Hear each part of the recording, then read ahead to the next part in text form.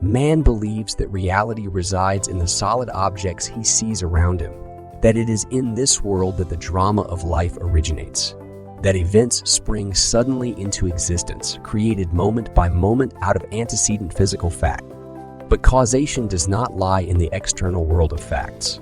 The drama of life originates in the imagination of man. The real act of becoming takes place within man's imagination and not without it. The following story could define causation as the assemblage of mental states, which occurring creates that which the assemblage implies.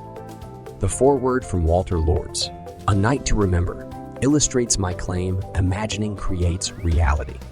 In 1898, a struggling author named Morgan Robertson concocted a novel about a fabulous Atlantic liner, far larger than any that had ever been built.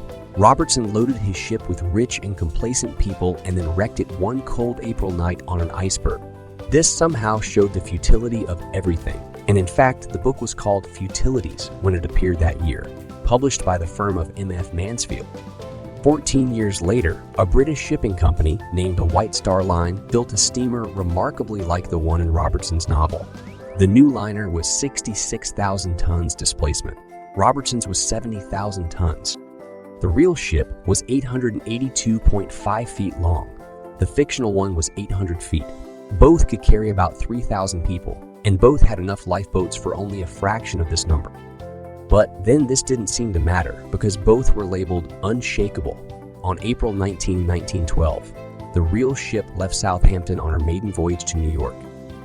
Her cargo included a priceless copy of the Rubaiyat of Omar Khayyam and a list of passengers collectively worth $250 million. On her way over, she too struck an iceberg and went down on a cold April night. Robertson called his ship the Titan. The White Star Line called its ship the Titanic.